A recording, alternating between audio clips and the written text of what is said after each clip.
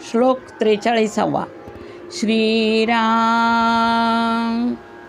मना सज्जना एक जीवी धरावे, जनी आपुले हित तुवा करावे.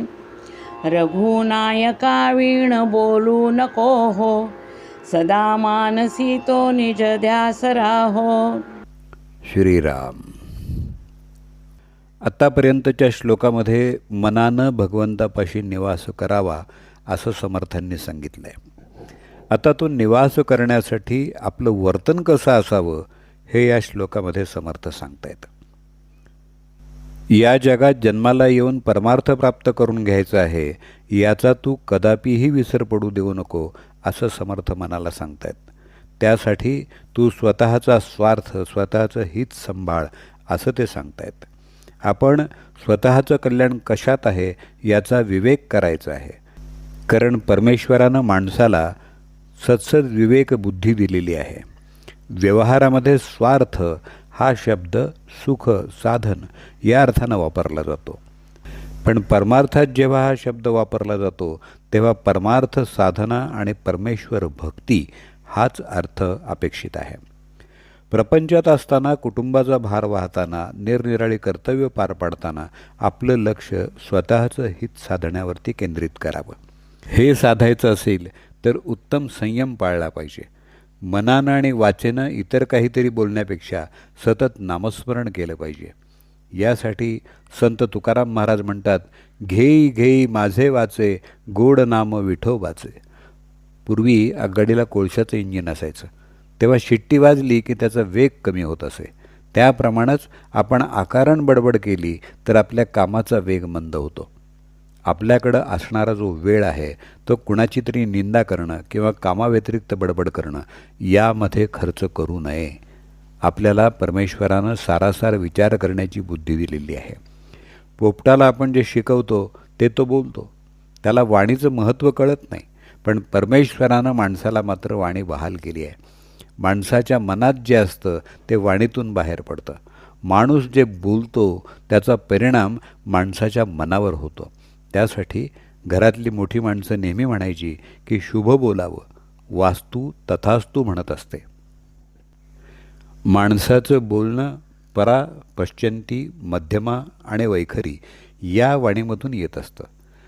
परापासून निघालेला शब्द वैखरीमधून बाहेर पडतो. परावाणीचं काम ती शुद्ध वाणीच असली पाहिजे. तिचं स्थान नाभीजवळ असतं. नंतर पश्चंतीचं काम, त्या वाणीमध्ये ज्ञान परजणं हे आहे. तिचं स्थान हृदयापाशी असतं. तो शब्द मध्यमेमध्ये येतो. याचं काम मन शुचिरभूत करणं हे असतं.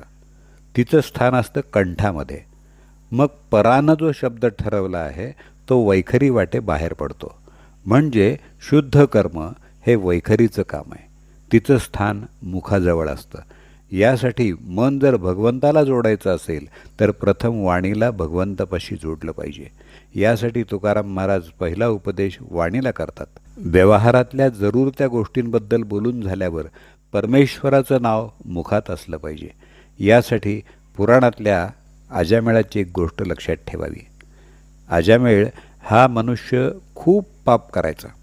तेव्हा ऋषींनी सल्ला दिला की तुझ्या मुखातून परमेश्वराचं नाम येत नाही, तेव्हा तू तुझ्या मुलाचं, पुत्राचं नाव नारायण असं ठेव. पुढं येता जाता तो त्याला हाका मारू लागला.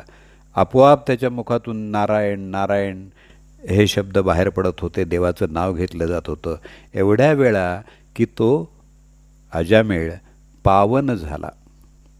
त्यासाठी समर्थांनी दासबोधामध्ये नामस्मरणाचा स्वतंत्र समास लिहिलेला आहे. त्यात ते म्हणतात, काहीच न करुनी प्राणी, राम नाम जपे वाणी, तेणे संतुष्ट चक्रपाणी, भक्ता लागी संभाळी. राम नामा वाचून वाणीला व्यर्थ शिणवू नये, अन्यथा मनारे जनी सौम्य मुद्रा धरावी असा उपदेश रामदास करतात. परमेश्वर प्राप्ती, परमेश्वर चिंतन, पूजन, भजन आणि नामस्मरण हेच सतत केलं पाहिजे. ही झाली बाहेरची बाजू. मनातून सुद्धा भगवंताचं अनुसंधान सतत टिकवलं पाहिजे. मनाला तो निजध्यास लागला पाहिजे. जन्माला आल्यानंतर मला मोक्ष मिळवायचा आहे, परमेश्वराचा साक्षात्कार घडवून घ्यायचा आहे, हेच आपलं ध्येय असलं पाहिजे. निज म्हणजे मी स्वतः, ध्येय म्हणजे ध्येय, आणि आस म्हणजे इच्छा. म्हणून भगवंताचं नामस्मरण हा एकमेव निजध्यास असला पाहिजे. ध्यासाला सातत्यता आणि सहजता आली की परमार्थ सहजतेनं, भार न वाटता, श्रम न होता चालू होतो. यासाठी जागेपणी भगवंत मनामध्ये स्थिर ठेवण्याचा सराव करावा आणि नंतर झोपेमध्ये त्याला स्थिरपणे धरून ठेवण्याचा अभ्यास करावा. तर श्रवण, मनन, निजध्यास या परमार्थातल्या पायऱ्या आपल्याला सहज चढता येतील. समर्थ म्हणतात, श्रवणापरीस मनन सार, मनने कळे सारासार, निजध्यास साक्षात्कार निस्संग वस्तू. जय जय रघुवीर समर्थ.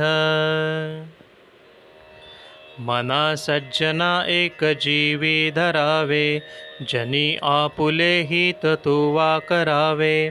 रघुनायका वीण बोलो नको हो, सदा मानसी तो निज ध्यास राहो. श्रीराम.